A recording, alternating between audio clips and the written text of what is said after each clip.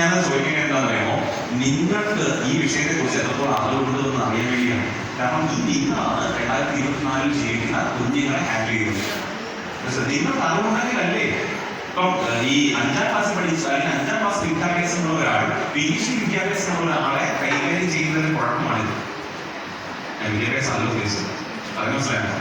ഈ വിഷയത്തിൽ വളരെ പരിമിതമായ അറിവ് നിങ്ങൾ ഇവരുടെ ശംഭു ഗണേശൊക്കെ 1788 സാധനങ്ങളായിരിക്കും. മറ്റേ ശ്രീനാരായണവരുടെ കല്ലുകൊണ്ടിരുന്നത് ആ സമയത്തുള്ള സാധനമാണ്. ഇപ്പൊ 2024 എത്തി.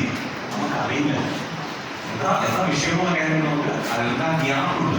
അപ്പൊ ഈസിയായിട്ട് നമ്മൾ എന്ത് ചെയ്യാൻ പറ്റിക്കണം. നമുക്കറിയാവുന്ന തന്നെ ശരിയാണ് നിങ്ങളൊക്കെ പറഞ്ഞത്. ഈ പറയുന്ന പുകയില ഉൽപ്പന്നമാണ് പൊതുവെ കുട്ടികൾ തുടങ്ങുന്നത്. അത് പ്രധാനമാണ് ഈ പറയുന്ന കൂൾ എന്ന് പറയുന്ന സാധനം. നിങ്ങളെ കണ്ടിട്ടുണ്ടോ? നിങ്ങൾ കണ്ടിട്ടോ അല്ലെ? കൂൾ എന്ന് പറയുന്ന ഒരു സാധനമാണ്. എല്ലാ സ്കൂൾ കാലഘട്ടങ്ങളിലും സ്കൂൾ വിദ്യാർത്ഥികളിലും ഡിഗ്രികളിലും കിട്ടുന്ന സംഭവമാണ്. കൂൾ എന്ന് പറയുന്ന ഒരു നിരോധിത പുകയില ഉൽപ്പന്നമാണ്. നമ്മുടെ ഈ തലങ്ങളൊക്കെ ഇരിക്കുന്ന ചെറിയ സഞ്ചിക്കകത്ത് ഡീ ബാഗിന്റെ മെറ്റീരിയൽ സഞ്ചിക്കകത്ത് ഇരിക്കുന്ന ഒരു സാധനം. അങ്ങനെയല്ല, 4000 കെമിക്കൽസ്, 4000 കൂടുതൽ കെമിക്കലുകളെല്ലാം പറയുന്നത്. കൂടാതെ ഗ്ലാസിന്റെ പൗഡർ മിക്സ് ചെയ്തിട്ടുണ്ട്. കുപ്പിച്ചിന്റെ പൊടി നടക്കുക ഗ്ലാസ് പൗഡർ. അതെന്തിനാണെന്ന് വെച്ച് കഴിഞ്ഞാൽ വയ്ക്കുന്നത് വാങ്ങിക്കൂടില്ല. മോണയ്ക്കും കമ്പിളിനും ഇടയിലാണ് വയ്ക്കുന്നത്. അവിടെ മൈക്രോ ആയിട്ടുള്ള സ്ക്രാച്ചുകൾ ഉണ്ടാവുകയും ആ സ്ക്രാച്ചസിലൂടെ നമ്മൾ ഉള്ളിയാണ് ഇത് നനഞ്ഞ് അതിന്റെ ലഹരി ഇങ്ങനെ ഓടി ന്യൂറോ ട്രാൻസ്മിറ്ററുകളൊക്കെ neurotransmitter receptors reward system. ആ ന്യൂറോണുകളെ ആക്റ്റീവാണ്. ഇങ്ങനെ ഉദ്ദീപനം തട്ടി മാറും. അപ്പൊ ഇങ്ങനെ ഇരുന്ന ആളുകൾക്ക് ഇങ്ങനെ ഇരിക്കും. എല്ലാ തലച്ചോറി സാധനങ്ങളെ നനച്ചുകൊണ്ടിരിക്കുക. അതാണ് രാത്രി വണ്ടി പോയിരുന്ന ആൾക്കാരെ കഴിക്കാം. പക്ഷെ പറയും ഇതാണ് പുറത്ത് വരികയാണ്. എന്തുകൊണ്ടാണ് പറയാതെ ഈ സാധനം ഡൗൺ ആവില്ല. ഡൗൺ ആകാതെ ഇങ്ങനെ ഉണർത്തിക്കൊണ്ടേ. പക്ഷെ ഒരു ചെറിയ പ്രശ്നം, കുറച്ച് നാൾ വരെ മാത്രമേ ആ ഒരെണ്ണത്തിൽ നിന്നുള്ള ഒരു കിക്ക് കിട്ടുള്ളൂ. ഈ ന്യൂറോൺസ് നിരന്തരമാകുമ്പോൾ ഒരു തവണ ഉപയോഗിച്ച് വച്ചിട്ട് പറ്റുന്നില്ല, കിക്ക് കിട്ടുന്നില്ല, ലഹരി കിട്ടുന്നില്ല. നിങ്ങൾ ഏതൊരു ലഹരി ഉപയോഗിക്കുന്ന മദ്യം ഉപയോഗിക്കുന്ന മനുഷ്യനോട് ചോദിച്ചാൽ മനസ്സിലാകും അയാൾ തുടങ്ങിയ അളവ് ആയിരിക്കില്ല അയാൾ ഇപ്പോൾ നിൽക്കുന്ന അളവ്. ഒരിക്കലും ഒരാൾക്ക് ചെറിയ അളവിൽ മാത്രമേ തുടർന്നു പോകാൻ കഴിയൂ. ഒരു ബിയറിലാണ് തുടങ്ങുന്ന മനുഷ്യനെങ്കിൽ അയാൾ ജീവിതകാലം മുഴുവനും ആ ഒരൊറ്റ ബിയർ കഴിച്ചിട്ടുണ്ടെന്ന് കഴിയില്ല. അയാൾ പിന്നെ 2 കുപ്പി ബിയർ, 3 കുപ്പി ബിയർ, ലിക്കറുകൾ, കുപ്പികൾ, ലിറ്ററുകൾ എന്ന അവസ്ഥയിലേക്ക് പോകുക. തുടങ്ങുന്നത് അങ്ങനെയായി. പക്ഷെ പോകുന്നത് ഈ അവസ്ഥയിൽ. അതിന് കാരണം ശരീരത്തിന്റെ ടോളറൻസ് ലെവൽ എന്ന് പറയും. നമ്മുടെ ശരീരത്തിന് എല്ലാവർക്കും അറിയാം. അങ്ങനെയെങ്കിൽ നിങ്ങൾ മദ്യപിക്കുകയോ അല്ലെങ്കിൽ നിങ്ങളുടെ കുഞ്ഞുങ്ങൾ മദ്യപിക്കുകയോ ലഹരി ഉപയോഗിക്കുകയോ ചെയ്ത് ഒരു പോയിന്റ് ഇത് കിട്ടാതെ ആകുമല്ലോ. അവിടെ മുതൽ ശരീരം എന്ത് തോന്നും? റിയാക്ട് ചെയ്യും. കൂടുതൽ വേണം എന്നൊരു തോന്നലിലേക്ക് ബോഡി പോകും. അപ്പൊ ഇത് സ്റ്റോപ്പ് ചെയ്യാൻ പറ്റുമോ? സ്റ്റോപ്പ് ചെയ്താൽ ഇത് വേണം തോന്നൽ വരും. അപ്പൊ നമ്മൾ ഇതൊക്കെ നിർത്താൻ പറ്റും. ഞാൻ തുടങ്ങിയത് ഞാനാണെങ്കിൽ ചില വളരെ ആത്മവിശ്വാസമുള്ള വാക്കുകളാണ്. തുടങ്ങിയത് ഞാനാണെങ്കിൽ നിർത്താൻ എനിക്ക് പറ്റും. ഒരു കുഴപ്പമില്ല. എല്ലാ മദ്യപാനികളും വൈകുന്നേരം ഭാര്യയുടെ തലയിൽ കയറി ശ്രദ്ധിക്കാൻ നിങ്ങൾ കുടിക്കുടിക്കുന്നു. അപ്പൊ ഞാൻ നിർത്തി ഇതും കൂടെ വലിച്ച് ഞാൻ നിർത്തി എന്ന് പറയും. അങ്ങനെ പറയുമ്പോഴും അയാളുടെ തലച്ചോറിനകത്ത് ഒരാൾ പറയും നീ ഇനിയും കുടിക്കും, നീ ഇനിയും വലിക്കും. ആ പറയുന്ന സാധനത്തിന്റെ പേരാണ് അമിഗ്ഡല. അതായത് ഇത് നമുക്ക് ഓരോരോ കാര്യങ്ങൾ ചെയ്യുമ്പോൾ സന്തോഷം വരാറുണ്ടാവും അല്ലേ? സന്തോഷം വരുന്നതിന് അളവുകളുണ്ട്. എപ്പോഴും ഒരുപോലെയുള്ള സന്തോഷമാണോ വരിക? ആണോ?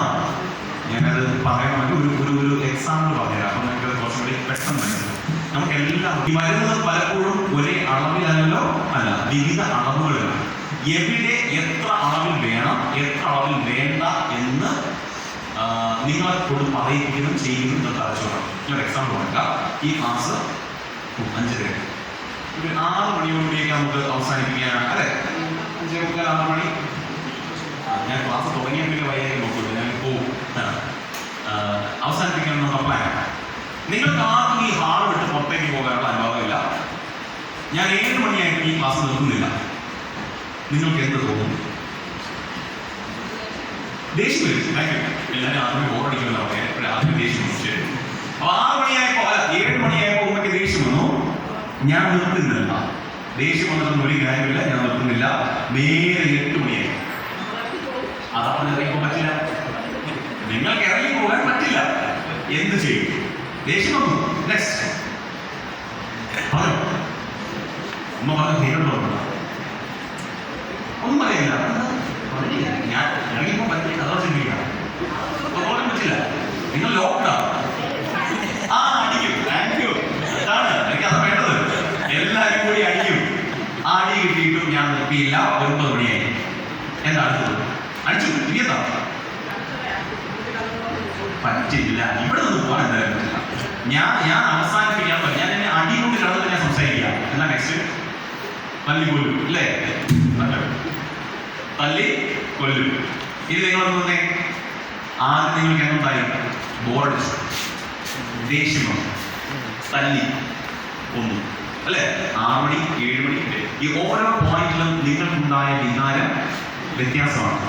ആ ഓരോ പോയിന്റിലും നിങ്ങളുടെ പ്രവൃത്തി ഒരുപോലെയാണോ?